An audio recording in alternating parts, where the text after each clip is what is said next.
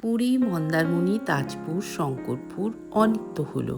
এবার যাচ্ছি এমন এক সমুদ্র সৈকতে যেখানে জেলেদের ব্যস্ততার সাথে দেখতে পাবো লাল কাঁকড়া এদিক ওদিক ছুটে বেড়ানো।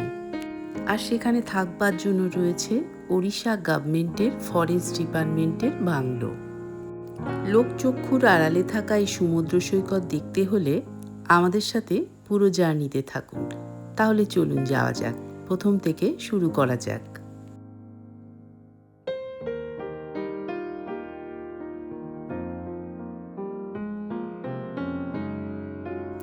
কলকাতা থেকে আমরা পুরোটাই গাড়িতে এসেছি, তবে প্রথমে আমরা ছিলাম চিল্কাতে। চিল্কার বারকুলে আমরা এক রাত কাটিয়ে তারপরে পৌঁছই এই সুন্দর সি বিচে।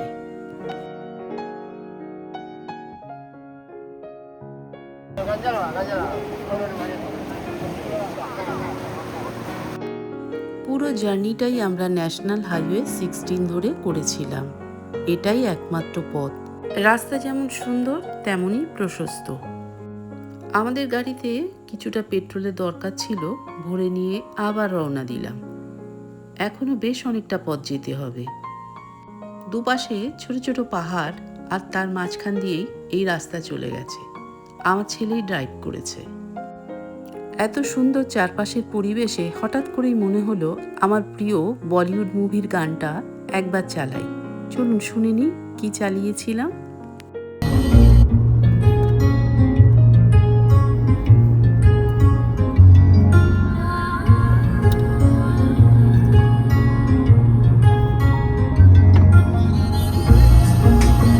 এর থেকে বেশি চললে কপিরাইট এসে যাবে, তাই অল্প করেই শোনালাম। যারা কলকাতা থেকে ট্রেনে করে সোনপুর সি বিচে আসবেন তাদের নামতে হবে ব্রহ্মপুর বা বেরহামপুর রেল স্টেশন। সেখান থেকে একটা গাড়ি করে সহজেই পৌঁছতে পারবেন।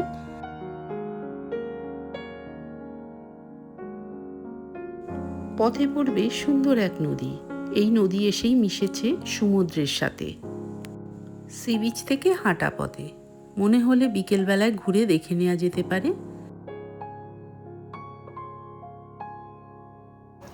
চলে এসেছি সোনপুর বিচে। তো এই হলো রিসেপশন, আর এখন আমরা যাচ্ছি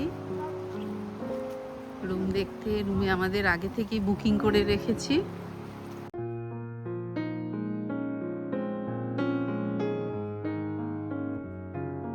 পুরো পরে দেখাবো সমুদ্রটা, এখান থেকে দেখা যাচ্ছে।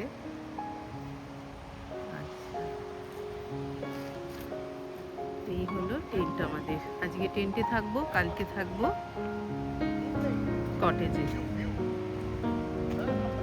দুটো টেন্ট রয়েছে, এই একটা টেন্ট, এই একটা টেন্ট। তো আমরা ওই টেন্টটাতেই থাকবো। চলো, আমাদের লাগেজ চলে আসছে।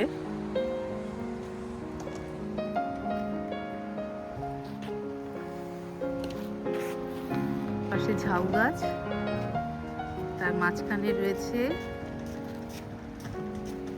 এই টেন্ট। ওড়িশা গভর্নমেন্টের ফরেস্ট ডিপার্টমেন্টের। যাই দেখি রুমটা কেমন, রুমটা না টেন্টটা কেমন। ওকেই দেখলাম সুন্দর বসার ব্যবস্থা রয়েছে, সুন্দর লাইট ঝুলছে এখানে। লাক্সারিয়াস টেন্ট, প্রিমিয়াম সুন্দর টেন্টটা। দেখো বেডটা কি সুন্দর করে সাজানো, দেখো কি সুন্দর বেড।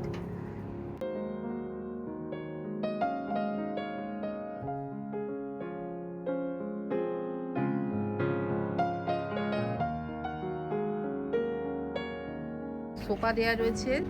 আচ্ছা, এখানে স্ট্যান্ড ফ্যানও রয়েছে। আচ্ছা, এখানটায় বসার তো সুন্দর ব্যবস্থা রয়েছে, দুটো বসা একটা টেবিল রয়েছে, আর এখানে রয়েছে পোর্টেবল এসি কিন্তু রয়েছে। এই বেডের পাশে রয়েছে বেড ল্যাম্প দুটো। বেডটা সুন্দর করে সাজানো। ওয়াও, ওপরে একটা সুন্দর ঝাড়বাতি রয়েছে।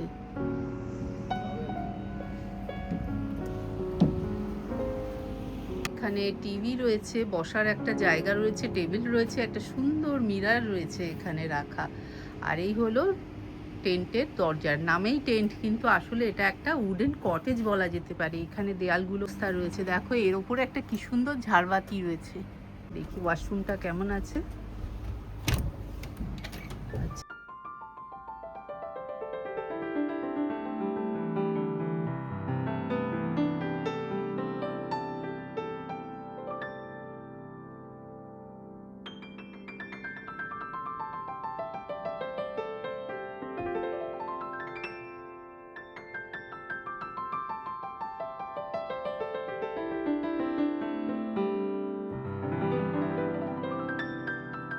ছোটুনি ওয়েলকাম ড্রিঙ্কস।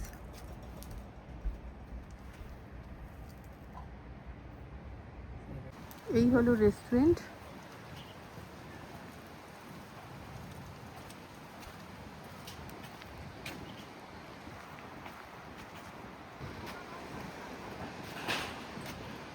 রেস্টুরেন্ট থেকে পুরো সি বিচটা একেবারেই সামনে, সমুদ্রের অনবরত গর্জন, চারপাশে ঝাউবন।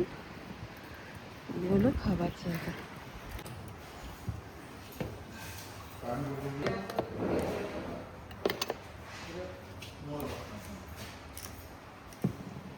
চিকেন আছে, এটা ফিশ। চিকেন দিয়ে চিকেন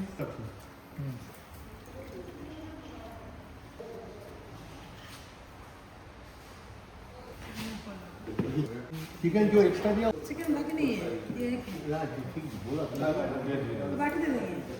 थोड़ा बाकी एक्स्ट्रा बाकी दे दो। দুপুরে লাঞ্চ সারা হয়ে গেছে, এবার আমরা চারপাশটা একটু ঘুরে দেখব। পাশেই রয়েছে সুন্দর একটা পার্ক, আর রয়েছে বেশ কিছু দোকান। তবে সবার আগে ঘুরে দেখে নেব রিসর্টের ভেতরটা।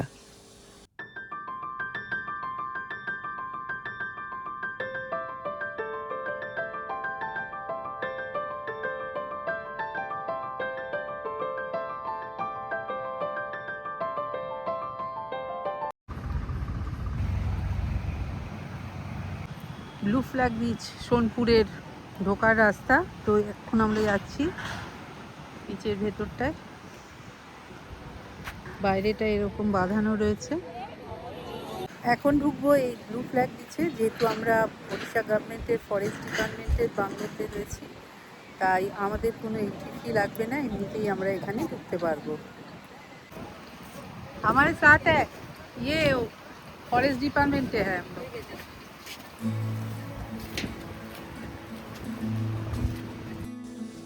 টয়লেট থেকে শুরু করে কোথায় কি রয়েছে সমস্ত কিছুই এখানে রয়েছে।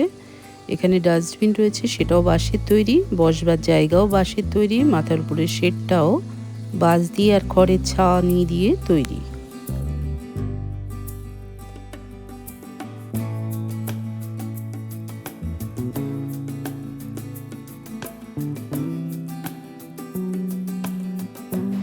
ঠান্ডা হাওয়া, বেশ ভালো লাগছে। চারপাশটা খুবই সুন্দর। সব থেকে বড় কথা হলো সমুদ্রের জলটা এতটাই নীল, মানে আকর্ষণ করে যেটাকে, এত পরিষ্কার আর নীল জল। এখানে একটা ওয়াচ টাওয়ার রয়েছে বাঁশের।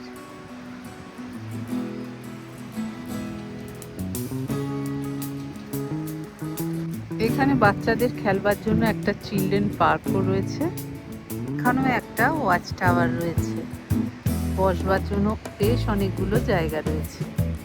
জেলে ভাইরা ব্যস্ত তাদের প্রতিদিনের কাজকর্মে।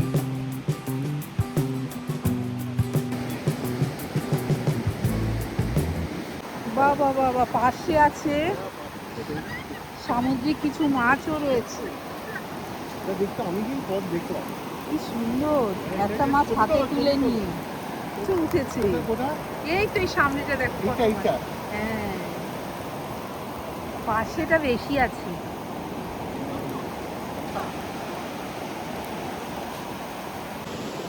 মাছ, কি মাছ এটা? বান মাছের মতন কিছুটা।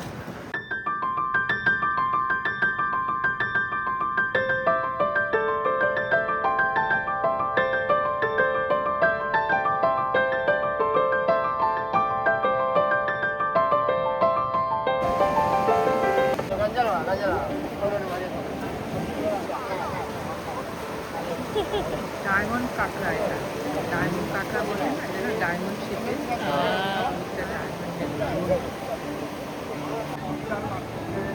এটা হচ্ছে সামুদ্রিক ব্যাঙ বলে না, সামুদ্রিক না না ধুতে যাচ্ছে বালি। একেবারে টাটকা কাঁচা লঙ্কা দিয়ে রান্না করে খাও, ব্যাস হেবি মজা। এখানকার সমুদ্র যেমন শান্ত তেমন সুন্দর, তেমন পরিষ্কার পরিচ্ছন্ন। লোকজনের এত ভিড় নেই। দূর থেকে দেখতে পাচ্ছিলাম কিছু লোক স্নান করছিল।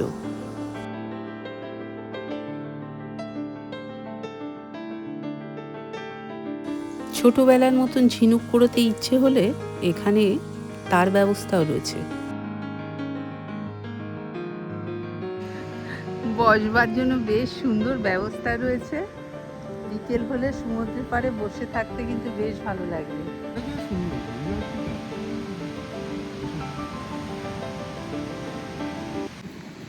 আমরা এখন বসে আছি সোনপুর বিচের, ব্লু ফ্ল্যাগ বিচ এটা। তো এখানে বেশ সুন্দর কাটালাম সময়টা, বিকেলটা দেখলাম জেলে ভাইরা মাছ তুলেছে, বেশ টাটকা ফ্রেশ মাছ। তো বিচের ধার দিয়ে হেঁটে হেঁটে আসছিলাম। বসবার জন্য এখানে অনেক জায়গা রয়েছে, এখানে অনেকে বসে আছে, এরকম বাঁশের বেঞ্চ করা রয়েছে। তো আমরাও এখন বসে আছি। এক কাপ চা হলে খুব ভালো হতো, তবে এখানে কোনো চায়ের ব্যবস্থা নেই। তো বসতে তো ভীষণই ভালো লাগছে, বিকেলটা একেবারে জমে গেছে। আমি জীবনে প্রথম থেকেই সমুদ্রটাকে খুব পছন্দ করি। যেখানে যেখানে সমুদ্র সেখানে সেখানে যাই, কিন্তু সবই যাওয়া। এখন ভাবি আনকমন বিচ কোথায় আছে। তো এত সুন্দর এখানকার অ্যাম্বিয়েন্স, এত সুন্দর এখানকার পরিবেশ আমাকে খুব আকর্ষণ করেছে। তাই আমরা প্রত্যেকটা মুহূর্ত খুব এনজয় করেছি। যেমন ওদের খাওয়া দাওয়া প্যাকেজে খুব রিজনেবল প্রাইস, এবং এখানকার যে পরিবেশ অপূর্ব, মানে ইজ দ্য ভেরি ফ্যান্টাস্টিক। এবং এখানে আছে এসে আমরা সি বিচে ফিশারম্যানরা সব মাছ ধরছিল, সেটা আমরা দেখলাম। দেখে আমাদের খুব ভালো লেগেছে। এবং যারা এখন আসেননি তাদের বলবো তারা অবশ্যই আসবেন, আর আমাদের চ্যানেলটাকে একটু সাবস্ক্রাইব করবেন। আমরা আশা করি আপনারা সবাই আমাদের রেসপন্স করবেন। আমরা এরকম যত যত সি বিচ আছে আমরা ঘুরে ঘুরে দেখি এবং আপনাদের ছবি তুলে দেখি। আশা করি আপনারা আমাদের সাথে থাকবেন। চারপাশে পুরো ঝাউয়ের জঙ্গল, এখনো প্রকৃতিকে ধরে এই সি বিচটা সুন্দরভাবে সাজানো হয়েছে। এখনো বড় বড় হোটেলের গ্রাসে পড়েনি এই ঝাউ গাছগুলো। জানি না কতদিন রক্ষা পাবে, তারপরে তো আস্তে আস্তে পুরো একেবারে সব ঢুকে পড়বে এর মধ্যে। এই সি বিচটা যদি তেমনভাবে জনপ্রিয় হয় না, তাহলে আর রক্ষে নেই। পুরো ঝাউ বন কেটে একেবারে ফাঁকা হয়ে যাবে।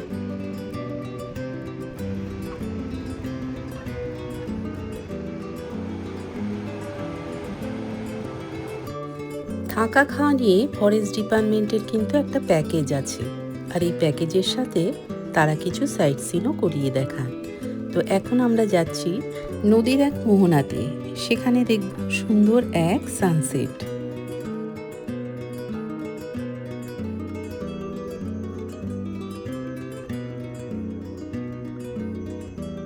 নদী আর সমুদ্রের মিলন, ওই যে ব্রিজটা দিয়ে আমরা এসেছিলাম, বুঝলে তো? ওই যে ব্রিজটা দেখছো না, ওখান থেকে ক্রস করে এলাম আমরা।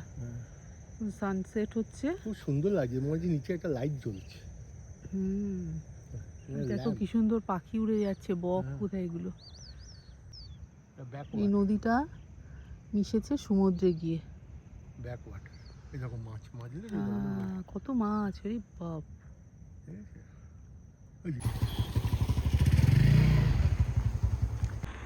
সোনপুর বিচের প্রবেশপথ হচ্ছে এটা। এখানে ব্লু ফ্ল্যাগ বিচের টিকিট কালেক্টের জন্য সব দেওয়া রয়েছে। সমুদ্রের আশপাশে সামান্য কিছু খাবারের দোকান রয়েছে।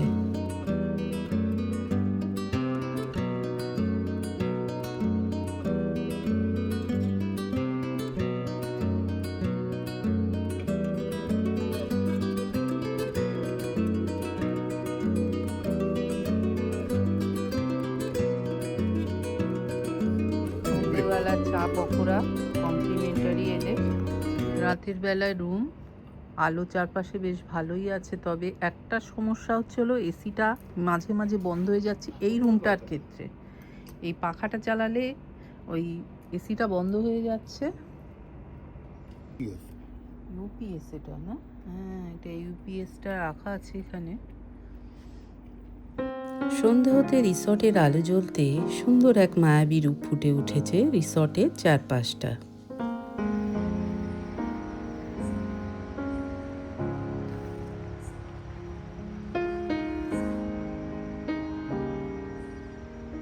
এই টেন্টটাতে আমরা আছি, আর এখানে টেন্টগুলো তো বেশি ভালো কটেজের থেকে। কটেজের রুমটা আমরা দেখতে পারিনি কারণ ওখানে বোর্ডাররা রয়েছে। ওই কটেজগুলো একটু পুরনো, বাইরের দিকে ডেকোরেশনগুলো হয়ে গেছে। টেন্টের কিন্তু সুন্দর করে সাজানো টেন্টগুলো।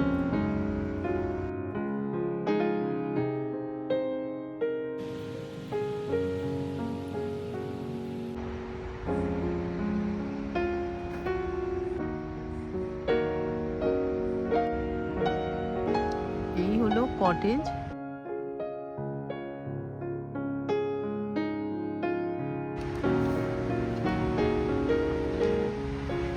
রিসর্টের চারপাশে বেশ কিছু কিন্তু ক্যামেরা লাগানো রয়েছে। কোথায় কি হচ্ছে পুরোটাই কিন্তু দেখা যাচ্ছে ডাইনিং এরিয়া থেকে। রাতের ডিনার করতে চলে এসেছি। ভাত রুটি যেটা যার পছন্দ সেটাই নিতে পারে। এটা কিন্তু পুরোটাই প্যাকেজের মধ্যে। আবার বলে রাখলাম, তো আমাদের একটা সবজি দেওয়া হয়েছিল আর চিকেন ছিল আর পরোটা নিয়েছিলাম আমরা। রাতের ডিনার সেরে আমরা ঘুমিয়ে পড়েছিলাম পরদিনের একটা সুন্দর সানরাইজ দেখবার জন্য।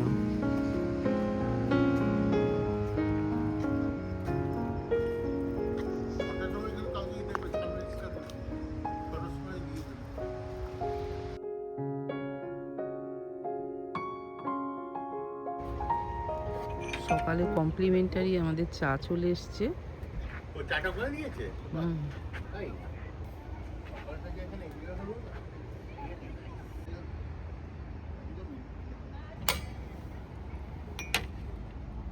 সোনপুর যে বীজটা হয়েছে রিসেন্টলি 2024-এ, তারপর এখানে প্রচুর লোক আসে, প্রত্যেক দিন ফুল যাচ্ছে। হ্যাঁ, আপনাদের অনলাইন বুকিং করতে হবে এবং আগের থেকে বুকিং করতে হবে, তাহলেই আপনি এখানে পাবেন। কিন্তু আসলে দেখবেন খুব ভালো লাগবে।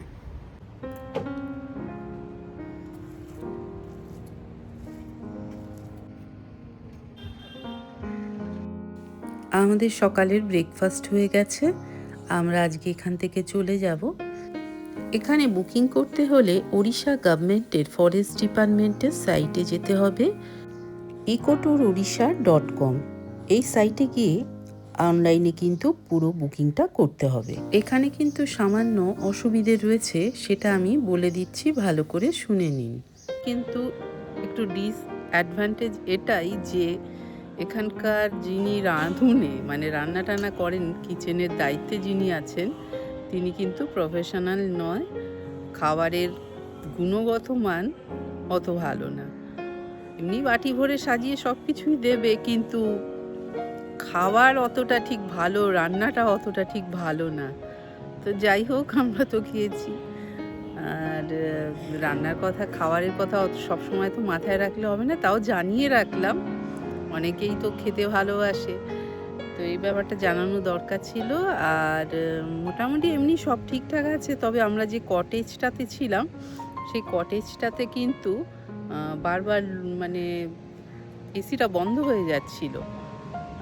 তো আবার ওনাদেরকে ডেকে তারপরে আবার এসিটা অন করাতে হচ্ছিল, অনেকবার হয়েছে এটা।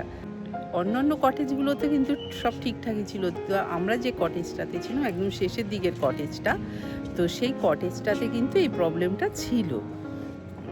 যাই হোক, মোটামুটি সবই ঠিকঠাক আছে। ফরেস্ট ডিপার্টমেন্টের, গভর্নমেন্টের এটা, তো তাই জন্যই আমরা এসেছি। বাদ বাকি সবই ঠিকঠাক আছে। সামনে সি বিচটা সুন্দর দেখা যাচ্ছিল। আমরা কালকে গিয়েছিলাম ওখানে, ঘোরাঘুরি করলাম বিকেলবেলায়, অনেক মাছ টাছ দেখেছি। তো সব ঠিকঠাক আছে।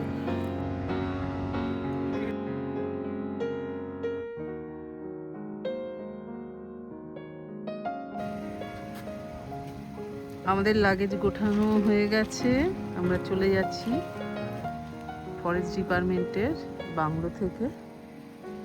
পাশেই রয়েছে সুন্দর সমুদ্র।